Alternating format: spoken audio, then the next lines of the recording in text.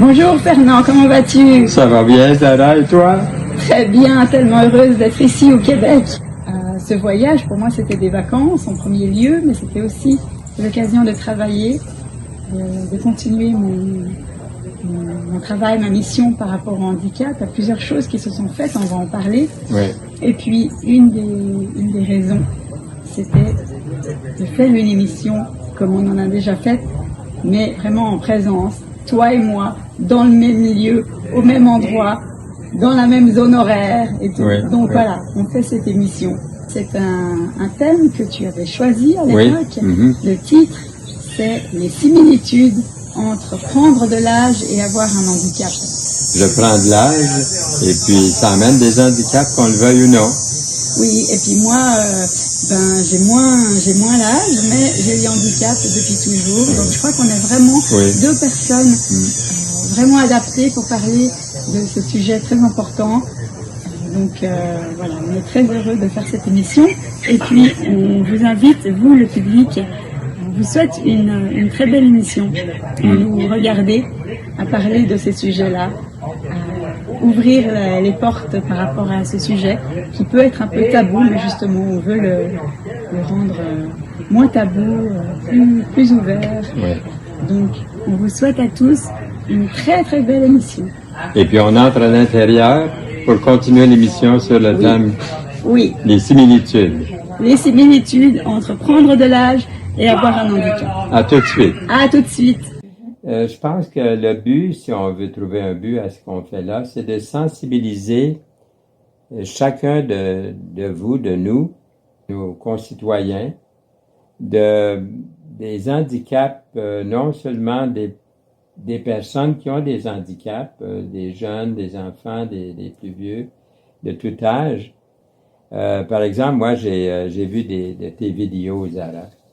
Depuis plusieurs années, tu peux nous dire ce que tu as fait, là. Je sais pas combien de vidéos tu as faites, mais je sais qu'il y en a qui ont été vues des milliers de fois. Et peut-être tu peux nous dire un peu à quoi servaient ces vidéos. Qu'est-ce qu'on fait pour mettre son manteau ou descendre un escalier? Alors, est-ce que tu veux ajouter quelque chose à ça? Oui. Alors, premièrement, je suis tout à fait d'accord avec toi que pour moi aussi, mon idée de cette émission, c'était pour sensibiliser les gens. On veut trouver un but, le but final, un but positif final, une solution. Oui. C'est bien les solutions, c'est super, on aimerait des solutions, mais des fois, il n'y a pas de solution. Tout ce qui est important, c'est d'avancer, d'évoluer dans le bon sens. Puis à chaque fois, on trouve des petites solutions, pas la grande solution finale, pas forcément, mais des petites solutions. Pour faire des choses comme mettre un manteau, c'est inévitable de ne pas avoir un handicap à un moment donné, même pour une personne qui vieillit. Elle va avoir des handicaps, des choses qu'elle ne peut plus faire. Oui, à plus ou moins grande échelle, il y a des gens, quand ils vont vieillir, vers la fin de leur vie, ils auront des petites difficultés, mais pas des grosses difficultés. Il y a quand même des gens qui finissent avec des maladies, vraiment des grosses difficultés. Et certains autres, heureusement, comme toi par exemple, tu es un très très bon exemple pour ça, tu es en train de vieillir, tu as tes petites difficultés de la vie quotidienne, mais tu es en bonne santé. Ouais. Tu es en bonne santé, il faut espérer ça pour tout le monde. Donc ça dépend, on n'est pas tous égaux à la vie. Voilà, à la vie. Moi, j'ai le handicap depuis le début de ma vie, depuis quasiment le premier jour. Donc, en termes d'âge, comme on disait tantôt, je suis plus jeune que toi, mais j'ai le handicap depuis beaucoup plus longtemps que toi. Puis aussi, tu me fais penser, à propos des handicaps, que tu sois plus vieux ou plus jeune, tu m'as sensibilisé par tes vidéos. Aujourd'hui, je vais vous montrer comment je fais pour ouvrir une bouteille de vinaigre de Crécy. Vinaigre que j'aime beaucoup, que j'utilise beaucoup, donc que j'ouvre souvent. Et c'est pas forcément évident parce que ça se passe en 2 étapes. Donc la première, elle est facile, comme ça. Mais comme on peut voir, j'espère, en fait là pour l'instant c'est pas encore ouvert totalement. il faut ouvrir la deuxième étape. Donc, je mets 2 doigts de ma main droite en essayant d'entourer la bouteille, si on veut bien, d'avoir un peu de pression. Je mets un doigt de la main gauche dans le truc, là. Et puis, il faut tirer. Ah voilà, ça se passe plus ou moins bien cette fois. Mais c'est toujours essayer de garder la force, de pouvoir tout faire avec une main. Vous voyez, le bras droit, il a bougé, hein. Il bouge dès que je fais quelque chose. Donc l'appui est plus bien. C'est plus la même chose. Mais bon, voilà. Alors, j'ai déjà dit, mais j'ai l'impression que des fois, les bouteilles sont fermées, ou les récipients, ou quoi que ce soit, sont fermés plus facilement ou plus difficilement que d'autres fois. Donc là, il est totalement ouvert. J'ai essayé de ne pas en mettre partout. Voilà. J'espère qu'on a bien vu le processus. Alors voilà, c'était une petite vidéo de la vie quotidienne pour vous montrer une autre chose encore qui est faisable plus ou moins facilement, ça dépend des fois. J'espère que cette vidéo vous aura plu. Voilà, je la referme, la bouteille, qu'elle vous aura plu. Et puis, et voilà, et je suis contente que ces vidéos donnent des astuces à des gens qui ont des hémiplégies ou différents handicaps visuels, physiques, ou à leurs parents. Je sais que des gens me contactent pour me remercier. Voilà, grâce à ces vidéos, ils ont trouvé des techniques. Donc, je suis très contente. Ça me fait vraiment plaisir. Et c'est pour ça aussi que je continue de donner des petites astuces par rapport à aussi la vie quotidienne, comment je fais les choses avec une hémiplégie et une basse vision. Voilà, alors je vous souhaite une toute belle journée et à très bientôt. Ciao, ciao. Tu peux te servir seulement du bras gauche. Voilà, je peux me servir seulement du bras gauche. On construit une maison où on fait des choses, où on construit des rues, des trottoirs. Comment est-ce qu'on peut faciliter pour les personnes qui sont réduites dans leur mobilité? Pendant qu'on est en train de construire l'édifice, pas après. Avant ou pendant. Comme ça, elle, par rapport à ses limitations, on a tous des limitations un peu différentes, mais malgré tout, par rapport à ses limitations, elle pourrait dire, il faudrait faire ça comme ça, il faudrait une rampe de chaque côté, il faudrait, je sais pas, j'ai pas trop d'idées, mais voilà, vraiment d'amener la personne en situation de handicap sur le lieu de l'édifice, au début de la construction de l'immeuble. Pas à la fin, ou quand il est vraiment tout construit, puis on veut tester, et puis là on se rend compte, oui, mais voilà, là il y a un problème, puis là il y a un problème, puis là il y a un problème, que ça aurait pu être évité, en grande partie, si on invite une personne, ou 2-3 personnes en situation de handicap, avec des handicaps peut-être différents, qui pourront nous dire, pour moi ce serait comme ci, puis pour moi ce serait comme ça, au début de la construction. Je vais vous donner un autre exemple, c'est mon épouse, par exemple, on était invité à aller dîner. Et puis, on est allé.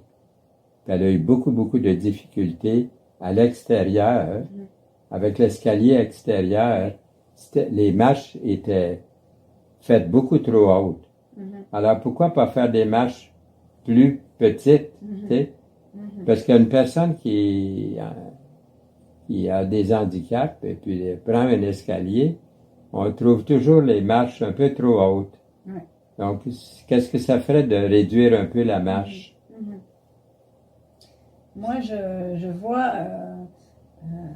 chez moi en Suisse, et ici j'ai remarqué des choses aussi, et je suis très heureuse d'avoir passé, en tout je vais passer 2 mois et demi ici au Québec, donc c'est assez longtemps pour me faire une réelle image de comment ça se passe. Oui. C'est pas juste des vacances, 2 semaines, la joie des vacances, l'euphorie, et puis on fait des choses particulières qu'on ne ferait pas dans la vie de tous les jours.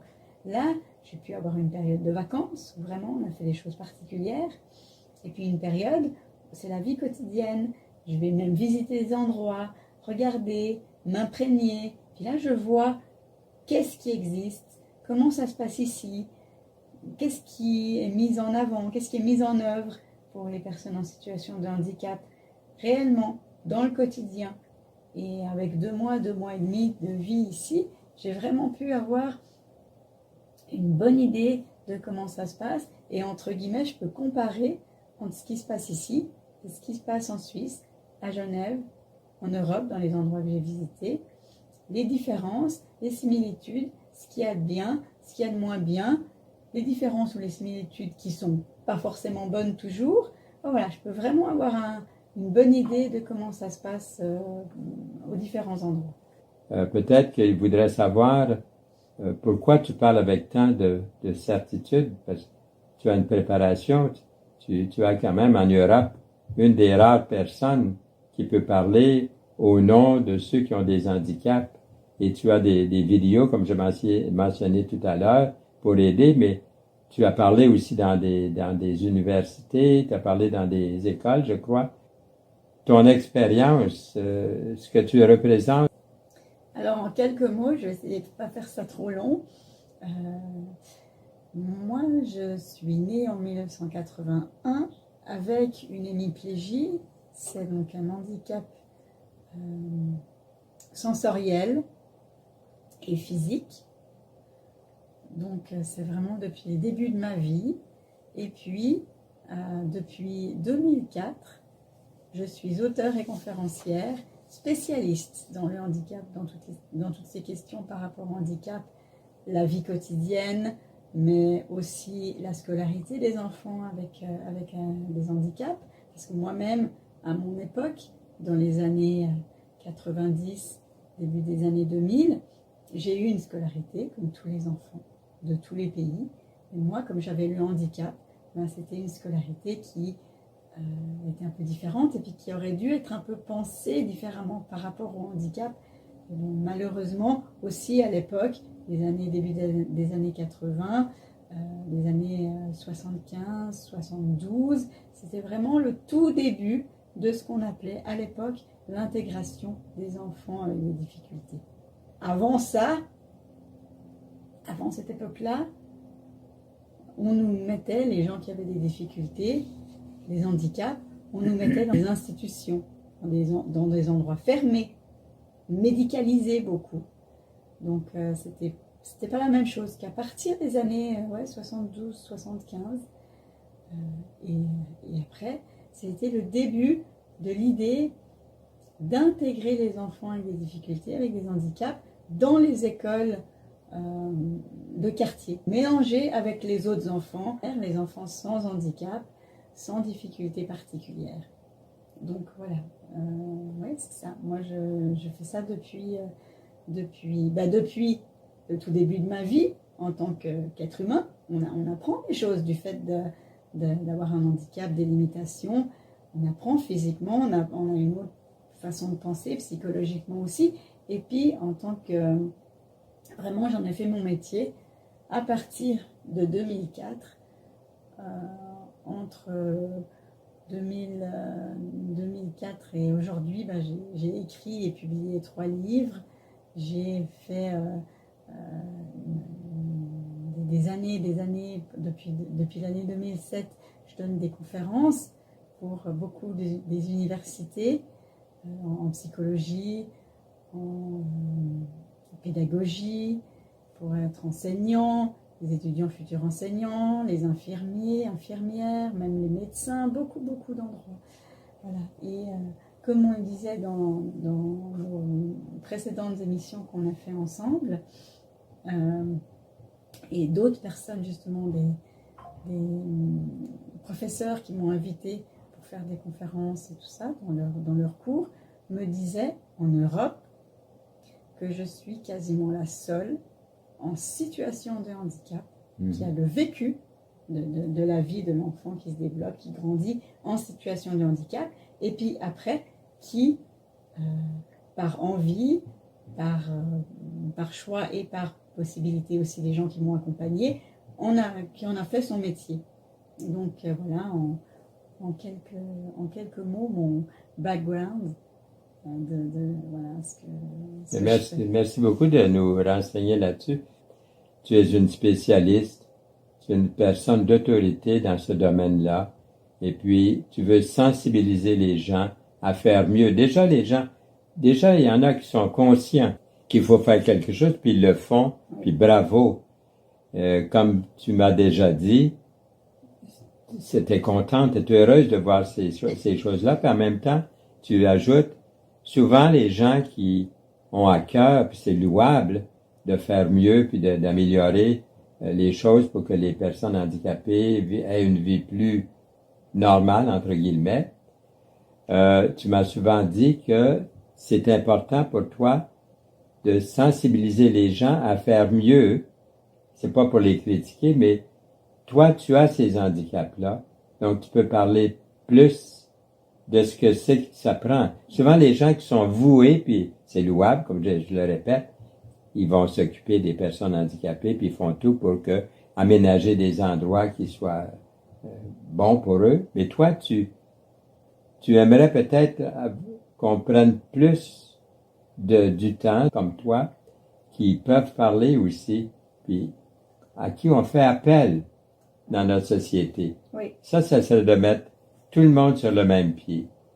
Ce sont des êtres humains, comme tous, et on prend leurs conseils, puis on a un meilleur monde. Et aussi, les personnes sans handicap, qui sont ingénieurs, alors je ne connais pas tous les métiers qui existent dans ce milieu-là, mais qui construisent les bâtiments, les maisons, les appartements, les architectes, les architectes, et puis aussi l'extérieur. Je pense qu'une immense majorité, et ça peut se comprendre, ils n'ont pas de handicap eux-mêmes. Et qu'on le veuille ou non, d'avoir le handicap pour soi-même, de la vie de tous les jours, vraiment tous les jours, toutes les nuits, tous les jours ça recommence, il n'y a jamais de vacances, on ne peut pas dire j'enlève, j'appuie sur le bouton, j'éteins la lumière, j'enlève le bras, on ne peut pas. Donc d'avoir ça tout le temps, c'est nous qui vivons les difficultés au quotidien. La personne, l'architecte et tout qui construisent, heureusement, ils n'ont pas de handicap pour plusieurs raisons. Mais eux, ça veut dire que c'est pas négatif, mais c'est obligé. Ils savent pas qu'est-ce qu'ils devraient construire, comment le construire pour que ça soit au mieux pour les personnes en situation de handicap.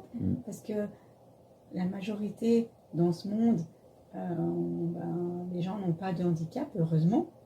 C'est normal, ça serait pas normal dans le sens inverse. Mais rappelons-le qu'on est quand même 1,6 milliard de personnes en situation de handicap, tout confondu, sur notre planète Terre. Donc oui, c'est minoritaire, mais c'est quand même beaucoup. Donc il faut arrêter de dire que c'est minoritaire dans le sens où ça ne sert à rien de nous prendre en considération parce qu'on n'est pas beaucoup. Vous avez une voix. Voilà, on a une voix. Et puis justement, quand tu disais qu'on soit, comme on disait avant, quand on construit un bâtiment, un édifice, une rue ou quoi que ce soit, il faudrait, au début de cette construction, qu'une ou plusieurs personnes en situation de handicap fassent partie du projet pour dire concrètement, on blâme personne, mais concrètement, là ça va pas, la marche elle est trop haute, ou on va perdre l'équilibre, ou voilà. Concrètement, il n'y a que nous qui pouvons faire ça. Et c'est, voilà. Bien. J'espère que ça touche une corde sensible, plusieurs cordes sensibles à quelque part. Ça va sensibiliser quelqu'un. Moi, j'ai un ami très, très proche, et puis à peu près mon âge. Moi, je suis heureux d'être ici, mais un bon jour, peut-être, je devrais aussi aller dans un endroit pour une résidence pour personnes âgées. Et pour le moment, ça va bien. Mais pour lui, qui aurait pu être demeuré dans son logement, parce que il y a une bonne mobilité, il y avait une bonne mobilité et tout, mais on l'a forcé, un peu forcé, là. Puis il regrette. Alors, tu sais pourquoi il regrette, je pense qu'on en a parlé. C'est que ces endroits-là, eux, ils doivent entendre aussi ce que tu as et ce que j'ai à leur dire. c'est que tu entres dans une résidence de personnes âgées par des architectes, des constructeurs qui n'ont pas consulté les personnes âgées. Et souvent, il y a des lacunes. Moi, j'en ai visité dans les environs. Puis j'ai remarqué que, par exemple, un endroit, il n'y avait pas de climatiseur. Il faisait chaud. Puis ça sentait. C'était renfermé.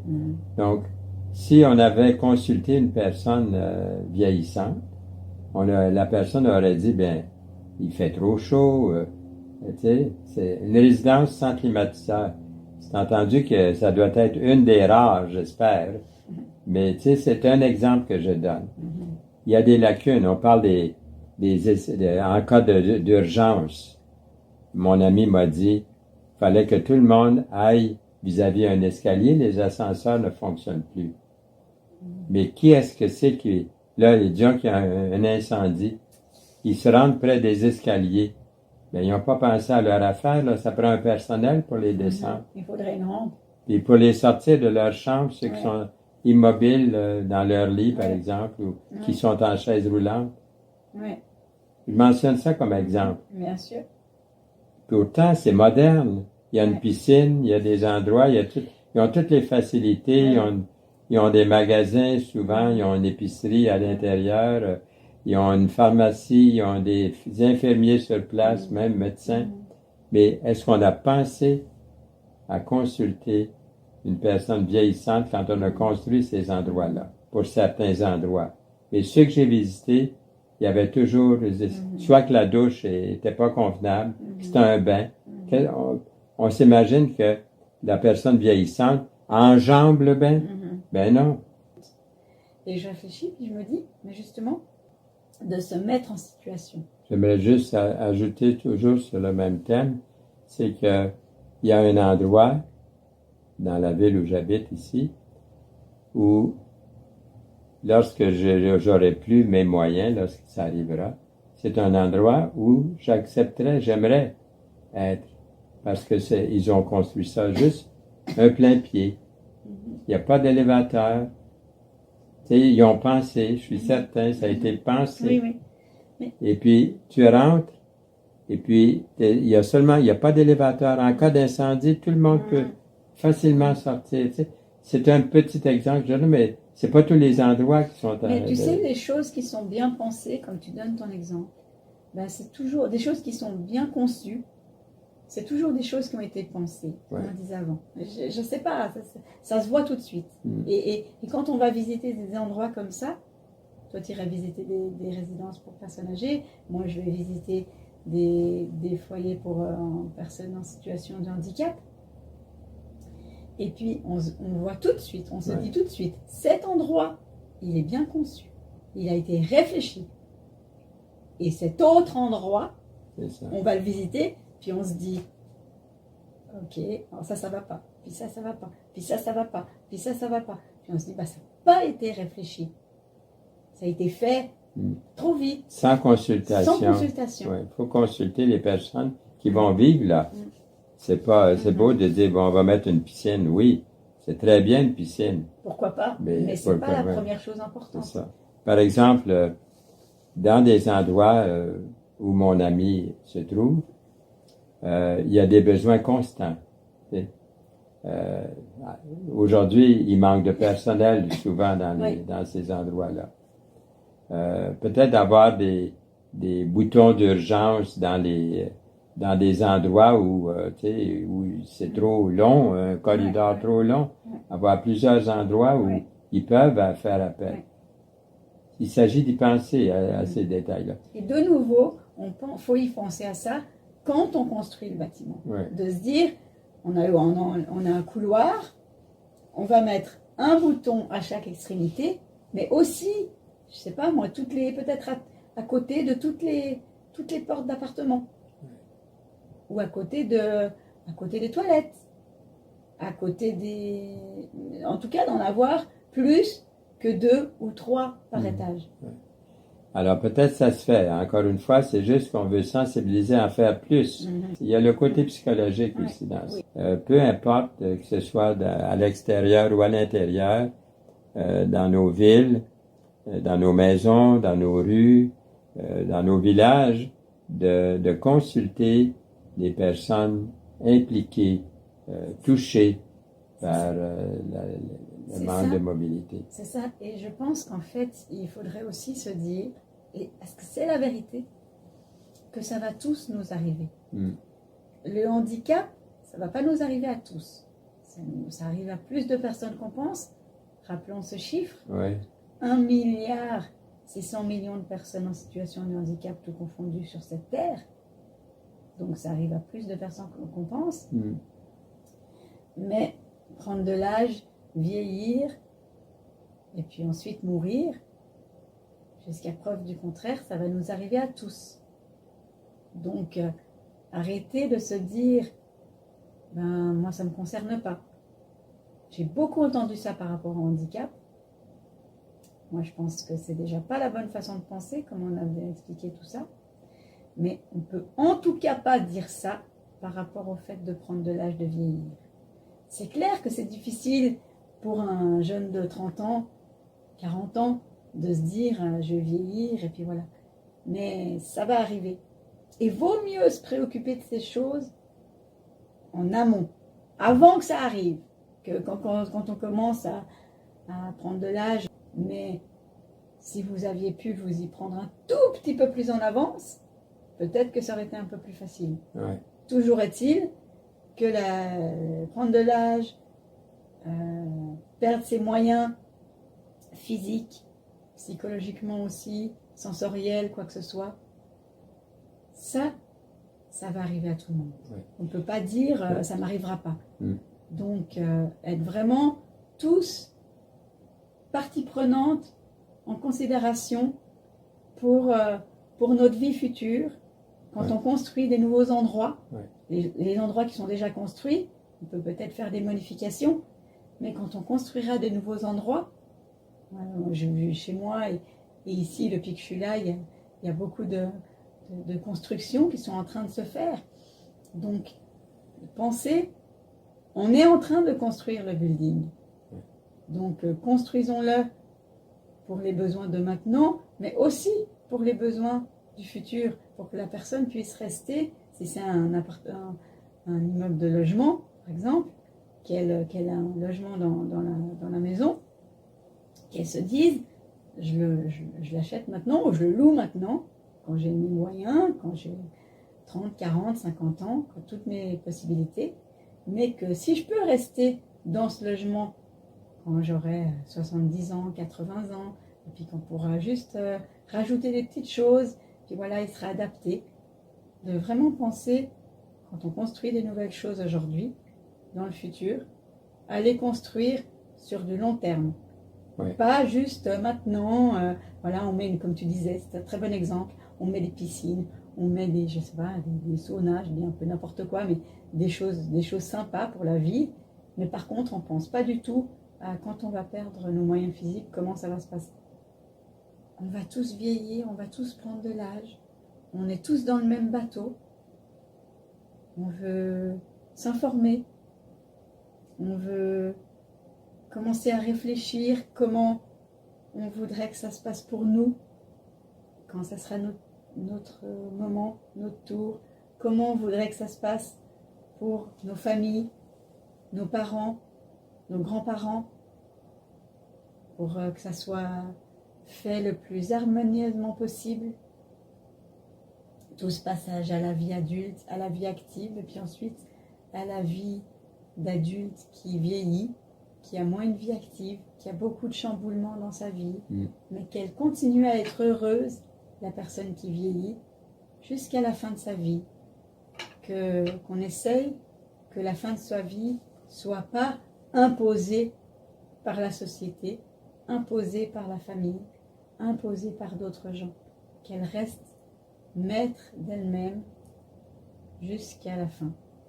Et je pense j'espère que justement cette émission vous aura touché, une façon de penser qui commence à être différente, qui s'ouvre un peu. Et puis voilà, vous penserez des choses pour votre famille, pour vos entourages et pour vous-même quand ça sera le moment. de comment vous voudriez être traité. Et aussi, Jésus, je vais aller vous préparer une place. Une demeure, il dit. Donc, l'éternité, il y a une éternité, et puis il faut la préparer. Autant qu'on a mis de l'effort tantôt pour le sensibiliser, est-ce qu'on veut mettre encore peut-être plus d'efforts à faire une recherche personnelle? Chacun. Moi, je l'ai fait. D'autres peuvent le faire aussi. Oui. Oui. Donc, prépare-toi à rencontrer ton Dieu, c'est écrit. Eh bien, c'est ce que tu as fait, c'est ce que j'ai fait. Puis on encourage les gens à bien faire les choses pour ici-bas, mais aussi d'avoir une pensée pour l'éternité. De Dieu qui a pris une forme humaine dans la personne de Jésus, il est allé jusqu'à la croix pour nous rendre justes, parfaits devant Dieu, afin qu'on puisse rentrer dans la présence de Dieu qui, il n'y a pas une parcelle de méchanceté, de péché dans le ciel. Donc, c'est Jésus qui l'a pris, nos fautes, nos péchés sur lui, pour que nous puissions avoir cette entrée auprès de Dieu. Tout à fait. Eh bien, Zara Cochard, merci beaucoup. J'ai été tellement heureux de faire... j'avais eu l'idée, là, des similitudes des personnes qui vieillissent. Et toi, tu es venu au Québec pour des vacances, tu l'as dit au début de notre entretien, là. Et puis, mais au fond, tu es venu pour beaucoup plus que ça, parce que déjà, tu as comme un pied à terre ici, là, au Québec. Déjà, tu as des belles ouvertures qui sont en train de se faire et que moi, je souhaite de tout mon cœur, vont continuer à prospérer, à grandir. Et puis, il s'agit de prendre le temps. Alors, Zara, merci beaucoup, beaucoup.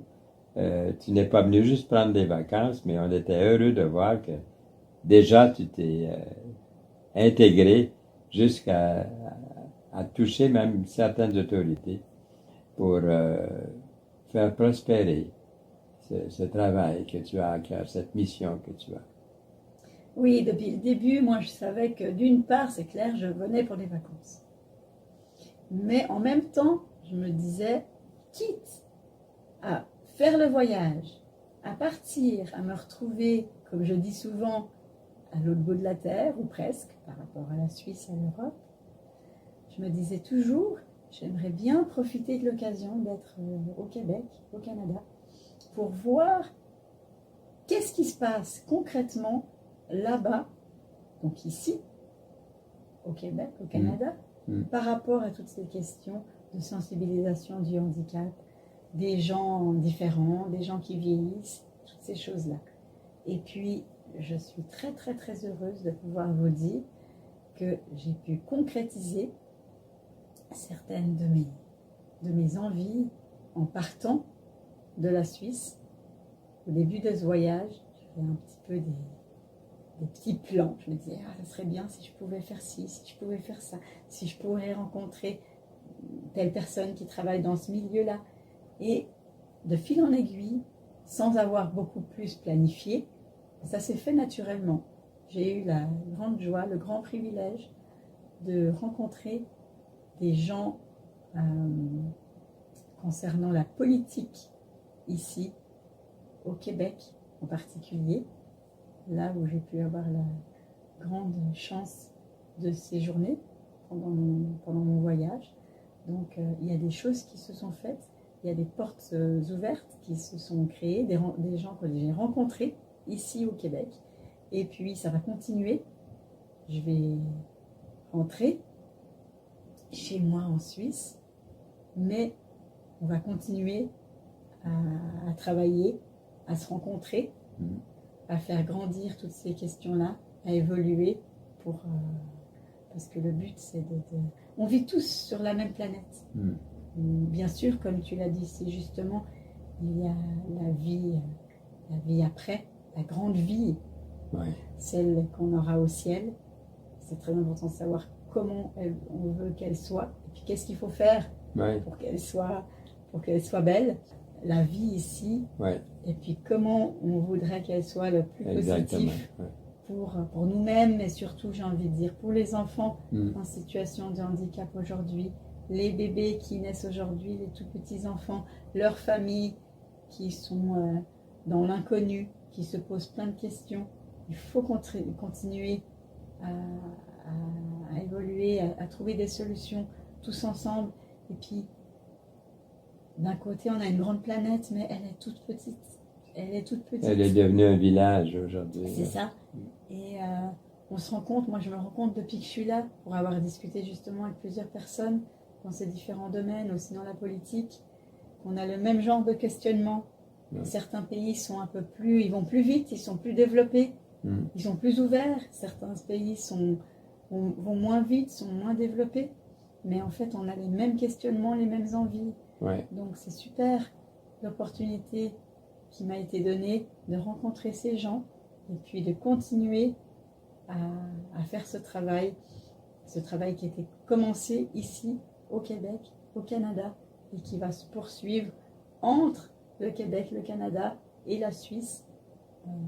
Voilà, chacun chez soi, mais avec les moyens d'aujourd'hui, on peut faire beaucoup de choses. C'est une très bonne conclusion. J'ai beaucoup aimé notre entretien, j'espère que vous l'avez aimé. Parce qu'il y a de toutes les personnes qui nous regardent, des personnes en situation de handicap, ou des parents d'enfants, ou des personnes vieillissantes. Ouais. Donc, comme on l'a mentionné avant, on pense que ça serait très utile que des personnes en situation communiquent, soient plus partie prenante dans ce qui se fait, dans l'infrastructure et tout ça.